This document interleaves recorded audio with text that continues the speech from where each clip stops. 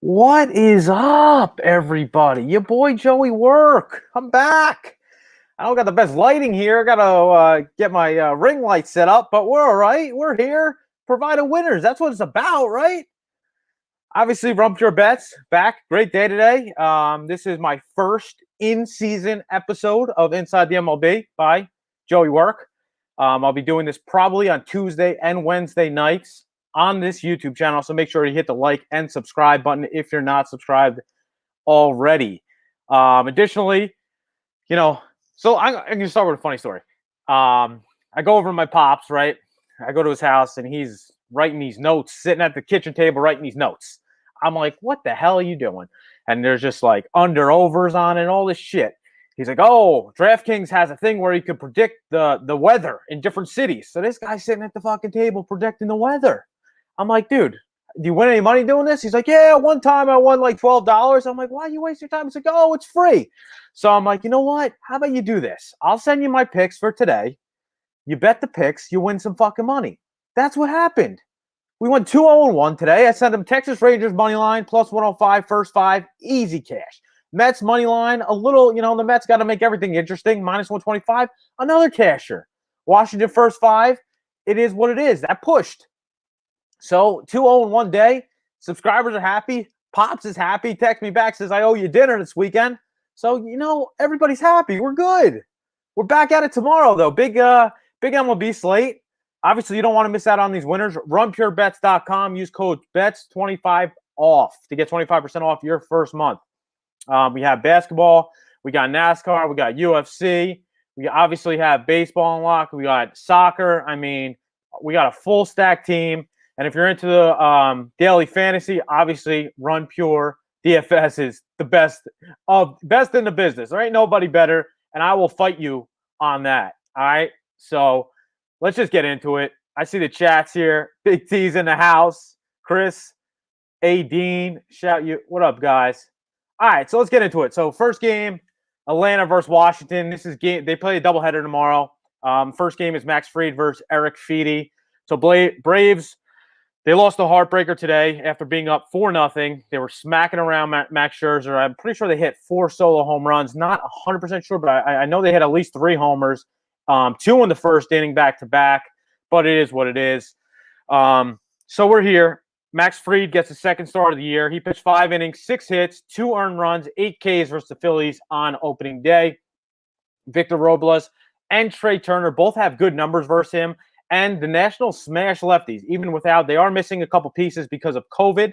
But those are basically, they're only missing really Yan Gomes from last year. The other guys were additions to this year's team. So that it's nothing really changed exactly from last year. So they are missing 2 starters, number 2 and 3, Patrick Corbin and John Lester. That's why Eric Feedy is getting the start here. He didn't pitch good in spring training. His advanced numbers are really bad. His splits show that 2019, he pitches much better basically on the road. He's at home here, and he barely strikes anybody out. Albies and Ozuna both mash and own this guy. The ball was flying out of the park today. I was watching the game. The ball was flying out of the park today, and this is another day game, so I kind of do expect a little bit of more of the same here. So I definitely lean over today on this game, on the early game, the first game, and I probably will end up betting the Braves first 5 here. So second game on the slate, I got Pittsburgh versus Cincinnati. Chad Kuhl, Luis Castillo. We all know Castillo got shelled opening day versus the Cardinals, but great bounce back spot here versus arguably the worst offense in baseball in the Pittsburgh Pirates. Colin Moran is basically the only Pirate with any success versus Luis. Chad Kuhl, he has bad advanced numbers. His first start of the year, he only pitched 3 innings. He had 3 walks, gave up 2 runs in Wrigley Field. He's another guy with bad splits, pitched much better at home, and he's on the road here as well. So Castellanos obviously has been on fire, smashing the ball, throwing the bat into the ground, flexing on people. He's batting .308 versus Chad Kuhl. And in 14 at-bats, Joey Votto's batting .500 versus this guy. Eugenio Suarez has good numbers against him. So I think there's another smash spot for the Reds. I think probably the only look here would be Cincy first 5 or full game. I prefer to keep it out of the pens, so my look here would be Cincy first 5, lay the half run, and you could get that at minus 130 if you lay the half run. So Cincy first 5, minus a half, minus 130. I think this is a great bounce back spot for Luis Castillo. Next game we got is Kansas City versus Cleveland. Jacob Junis, Shane Bieber. Bieber obviously struggled a little bit opening day. He gave up 3 runs in the first 2 innings. Then he settled in. He struck out 12 over 6 total innings. I expect him to pitch good here. Maybe rusty. He was a little nerves first game of the year, a little rusty. But the Indians are not really an offense I want to back. As I mentioned multiple times, I like to back their first 5 unders, and their offense hasn't showed up yet to date. I'm pretty sure their first 5 unders are 4-0 going into this game, even with Jacob Junis on the hill. He'll probably only pitch 2 or 3, probably 3 innings. Then it's to the young righty Carlos Hernandez.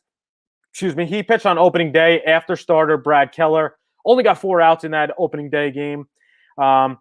So Carlos Hernandez, he's young, as I stated. He had over 4.5 ERA in 2020, but I do expect him to get better as he learns how to pitch in the majors. I'm off this game, but I'll lean to a first 5 under. Tampa Bay versus Boston next game on the hill. Shout out everybody in the chat. Drew, Sean Mijas, Chris, Big T. If I was a switch hitter, Joey Work would be my target. Not sure what that means, but sounds good. Jake Jacobs in the house. Love Run Pure Bets. All right. Shout out. JJ, what's my name? Skip, Bobby M, Chris, A. Dean. Shout you guys all out. Thanks for hanging out. Hit the like button for me. All right. So next game we got is Tampa Bay versus Boston. Ryan Yarborough versus Nathan Eovaldi. So Nathan was phenomenal in opening day versus the Orioles. 5 1/3, 4 hits, 1 earned, 4 strikeouts. In the small sample size, he has pretty good numbers versus this team. In 2020, he had career highs in strikeouts and his walk rate. So Yarborough, 5 2/3 in his opening day start, or he started the second game of the season. I'm sorry, 4 hits, 0 earned, 3 Ks versus the Marlins. J.D. Martinez, Xander Bogaerts, Rafael Devers, Christian Vasquez all smashed this guy. This current Red Sox roster bats .410 versus Yarborough. FIP is in the high 7s here. I'm afraid of the Red Sox bullpen, as I'm not sure they shored things up from last year. So my look would be to keep this in first 5, and I'm going to take the Red Sox first 5. That would be my play there. On to the next game, we got Twins Tigers. Maneta versus Matthew Boyd. So Kenta Maneta was in line for the win. I bet the Twins on opening day. Heartbreaker for a loss for opening day. Obviously, the Twins bullpen blew the lead. They were up by, I think it was a 6-run lead, 5-run lead. It was really on the closer. He blew the game. And the right fielder. I mean, the guy, there was 1 out, hit to the right fielder. And it was routine catch. I probably make 9 out of 10 times, and it hit in the middle of his glove. He drops it. Max Kepler, and then the floodgates unraveled. They lost the game in extra innings, but Kenta allowed a lot of hard contact in that game. He didn't have his best stuff, but he did still find a way to limit his damage, as he always does. There was people on base almost every inning, but Miguel Cabrera is really the only hitter with good numbers versus Maneta on this Tigers team. Boyd pitched well on opening day as well. 3 hits, 4 walks, striking out 2 over 5 2/3 scoreless innings, and he got the win versus Cleveland. Polanco is pretty much the only one with good numbers on the Twins versus him as well. So I'm really off this game. A lean would be towards the under. Going to Texas, Toronto and Texas. Hyunjin Ryu versus Kyle Gibson. You know what? I should pull up here. So Ryu versus Gibson, I'm seeing Toronto minus 200 in places and Gibson plus 165 on a comeback. And the total, let me pull up the total. The total is 8.5. So Gibson had a great opening day. Said no one. He got 1 out, 4 hits, 5 earned runs, 3 walks. I mean, he really couldn't have done worse. However, he does have very good numbers against this Toronto team. Marcus Semien, the only one with even a little bit of success. The entirety of this Blue Jays roster is batting 162 versus Kyle with a weighted on-base percentage of 211. Toronto has been very strikeout heavy last year as well, and I think Kyle probably pitches much better here. Ryu was obviously the ace of the Toronto team, but at minus 190, I really don't want any part of this. They should win this game, but I do expect a better start from Gibson here. So, if you want to take a shot with the dog in the first 5, I'm not totally against it, but basically I'm off this game. Game 2, Atlanta versus Washington. There's no line on this game yet. Game 2 of their doubleheader. But it is Strasburg pitching here. And I'm not sure that the Braves have named a starter, but either way, I'm looking to fade Strasburg. He looked really bad at spring training, had a lot of trouble finding the strike zone. His fastball there's miles lower on his fastball, and he pitched terrible into his 2 starts in 2020. Yeah, I'm not seeing a starter for the Braves yet, but my play would be Atlanta team total over in this game. I know it's only going to be 7 innings because it is a doubleheader, and the doubleheaders are 7 innings only. But if you get a 3.5, even a 4 for Atlanta team total, I'm going to be on that for sure. So we're going to Wrigley. We got the Brewers versus Cubs. I'm seeing Cubs minus 107. No total out yet. That's probably just based on the win factors there.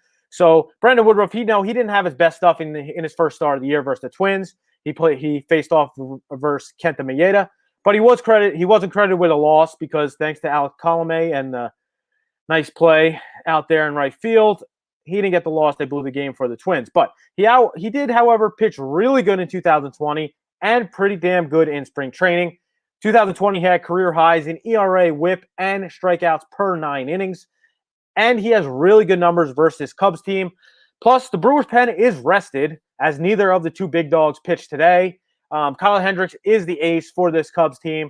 I mean, that's not really saying much. He gave up 3 earned runs on 4 hits, 3 walks across 3 innings versus the Pirates. The Pirates are probably the worst team in baseball. Definitely one of the worst, arguably the worst. Kyle doesn't really have impressive numbers versus Brewers team. But no one really on the Brewers swings the bat that good either. But I think if they're patient, they don't swing at pitches out of the zone. Basically, what the Pirates did, they should have a lot of success because we know Hendricks is not overpowering, and he's gonna leave some pitches over the plate and probably hang a couple pitches. Depending on the wind blowing out, that ball can get out in a hurry. Plus, the Cubs pen is been used a lot lately. They used 3 arms out of the pen today. And the 2 days previous, they used 7 arms out of the pen. So I really like the Brewers full game money line here at an even price. It's a must play for me. I probably lean under as well, but that's also depending on the win factors at Wrigley Field. So next game we got shout out Stefan Fathead, Sean Mijas, viral video, Walla Walla Dose. Shout you guys out for hanging out.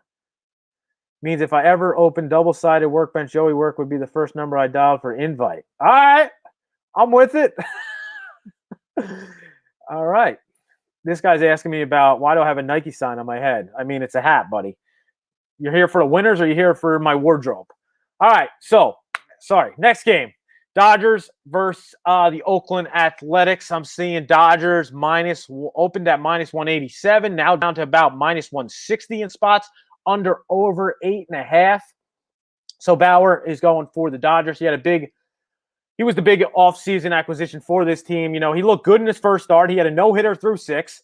Then he got on the bases for almost 15 minutes during the top of the 7th inning.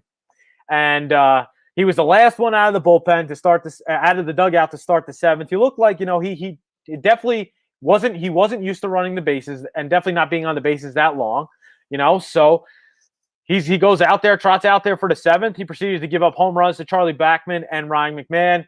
There goes his no-no. There goes his earned runs. No, and he did have 10 strikeouts. He was credited with the win, but he could have easily kept the ball in the park. He could have gave him no runs. It is what it is, but he did still pitch well. He pitched really good in 6 full innings. And this A's lineup does struggle with Mr. Bauer. Jesus Luzardo's going for the A's. He looked good through 2 innings. So not exactly 6, but he looked good through the first 2 innings to start. Then he gave up 5 earned runs on 8 hits and 1 walk while striking out 8 in a total of 5 innings. His surface numbers, nothing crazy, but a lot of these Dodgers, it is their first time seeing him. I guess the lean would be towards the Dodgers, but I'm basically off this game. Next game, we're going to Philly Mets versus the Phillies today. Obviously, we were on the Mets money line. I don't know if we could go back to them tomorrow. I'm seeing Phillies opened at minus 120, bet all the way up to minus 150. Under over sitting at 8. Aaron Nola going for the Phillies versus David Peterson for the Mets, the lefty. So now Nola looked good in the season opener versus the Braves. 2 earned, 6 hits, no walks, striking out 6 across 6 and 2/3 inning. And obviously he's faced this Mets team a lot. And he has particularly good numbers versus them. 0.228 batting average against and .298 WOBA. While lefty David Peterson is quite the opposite. He has a 5.77 WOBA against these Phillies. His team is batting .375 against him. But this isn't a small sample size. I think maybe less than 20 total at bats. I do lean Phillies here, but -150, I really don't trust them, especially because I don't trust either team's bullpens. But the Phillies, I need a resurrection to really trust the Phillies bullpen. So I'm off this game, lean towards the Phillies. If you want to go first 5, lay the half run, I'm not totally against that. All right, so next game on the slate, Giants versus Padres. We got Giants versus Padres. I'm seeing Blake Snell and the Padres -150, under over 7.5 or 8. And then it's Kevin Gausman going for the Giants. Gausman looked good opening day. He struck out 6, 1 earned run on 2 hits, 2 walks in 6 and 2/3. Snell looked good as well before the manager pulled him in 4 and 2/3. He needed 1 more out to get the win, and the manager pulled him. I really thought that was pretty funny. He's obviously, Snell gave him a double look, was pissed off because, it was a big stink. He left the Rays because exactly that. He got pulled in the last game in the World Series because of it. And that's happened multiple times in Tampa Bay. And now here we go, first game of the year. And Tingler, the manager for San Diego, comes out there and pulls them 4 and 2/3. They were winning the game handily. It is what it is. But he had 4 hits, 2 walks, striking out 8 and 4 and 2/3. The Giants team does hit lefties particularly well. So if you want to take a chance with the dog, I'm not totally against it. I do like the under more. So under first 5 will probably be a play of mine. Under first 5, let me pull up the first 5 numbers. I'm seeing under first 5 is under 4 at -110, which I'm kind of fine with. If I think Snell's going to limit them, and Gausman, the Padres. I'm going to look to back unders, first 5 unders in these Padres games going forward. So that'll be a look of mine. So next game is the Chicago White Sox, Seattle Mariners. White Sox are -150 and under over 8.5. Dallas Keuchel going for the White Sox. Everybody loves this White Sox team. The public loves this White Sox team. I feel like almost everybody loves this White Sox team. First off, shout out Dallas Keuchel. He got engaged to Kelly Nash from MLB Network. And if you don't know who Kelly Nash is, type her in on Google. She's a smoke show. I follow her on Instagram. Yeah, she is bad. And Dallas Keuchel, he's not, whatever. He changed his look 15 different times. And now he hit the lottery. So good for him. But Keuchel allowed 6 runs, 3 earned on 5 hits and 2 walks. His first start of the year. He did strike out 4, but he only pitched a little over 4 innings. He was reeling. He was given obviously plenty of support. The White Sox were up 7-1 entering the bottom of the 4th inning, but Keuchel unraveled there and wasn't able to get past that inning. He's a guy, obviously, that doesn't have overpowering stuff, and he needs to locate to be good. But this may be a good matchup for him versus the lefty-heavy Mariners, who come in 2-2 pending tonight's results, but I think they're going to lose, so they'll be 2-3 after a loss to the White Sox tonight.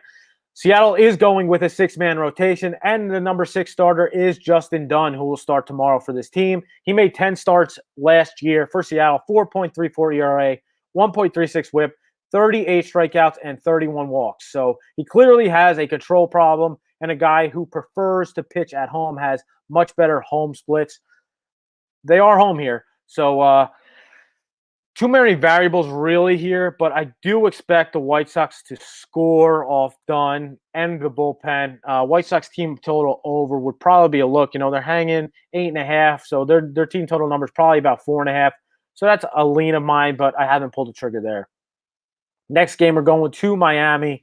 It is Jack Flaherty versus Pablo Lopez. And the line we got, Miami is St. Louis -110 in spots, and under over is at 7.5. I watched both games of this series, both game 1 and 2, and balls just really, they're not leaving the park. Balls hitting in the air are dying. The roof has been open for both games. There is somewhat of a crosswind. I don't know if it's a crosswind. I don't know if it's the unjuiced balls, quote unquote, whatever you want. But the ball, the unders have been coming in here. And the public, they love themselves some Pablo Lopez. So this should be a good spot for both starters. Flaherty did struggle in his first start. He gave up 6 runs and on 6 hits and 2 walks, so striking out 4 over 4 1/3, and a no decision versus the Reds. Pablo pitched really good. He gave up 2 hits, 2 walks, 5 scoreless while striking out 4. So I do have a hard lean to the under first 5 here. Excuse me. We could get under 4 at -115. Under 4 at Miami. Yeah, under 4 at -110 now. So you even get a better number. But I definitely have a hard lean to that. I think Flaherty could limit Miami's bats, and I expect a good outing from Pablo as well. So that would be a look. Under 4 at -110 now. And last but not least, Arizona Diamondbacks at the Colorado Rockies. Bumgarner versus Senzatella. I'm seeing Colorado -120, -110, and then the under over 11.5 juiced to the over. So Bumgarner, he is what it is. He's getting older in his career. The velocity is down on his fastball, but his velocity was up a little bit in his first start compared to 2020. He did still labor through 4 innings. He allowed 6 runs, 7 hits, and 3 walks while striking out 6 in a loss to San Diego. He had 90 pitches in 4 innings. Obviously, this Rockies team isn't the powerhouse San Diego Padres, but again, this is Coors Field, and runs will be scored. Charlie Blackmon mashes Bumgarner. Senzatella, he faced the Dodgers first time out. He gave up 7 runs, 9 hits, and a walk over 3 1/3 innings, and he struck out 2. No favors for him as well, as Kentel Marte and Christian Walker are batting over 500 versus this guy, and they each have 14 and 20 at-bats respectively. It's not like 5 at-bats. They've seen this guy a decent amount of times and they're batting 500 for them. So I have a very hard lean to the over here. I know it's juiced to over 11.5. I would probably wait. You might be able to get an 11.5, even money.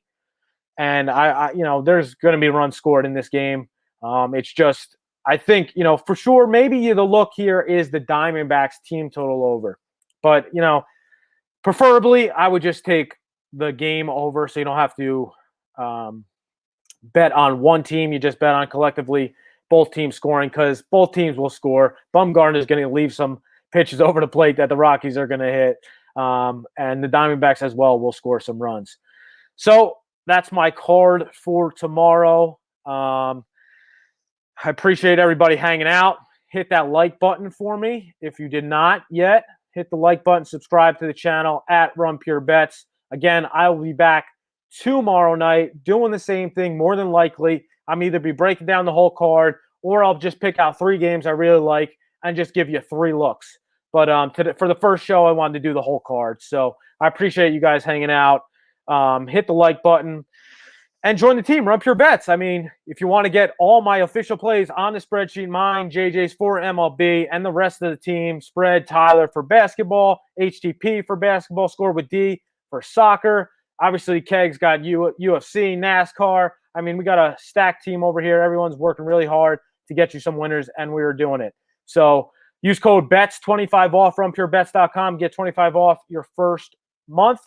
I mean, baseball, baby. We're here. We're making units. Team went undefeated. JJ and I 3-0-1 with a push today. We'll keep this churning. So appreciate you guys hanging out. Hit the like button on the way out. I'm out of here.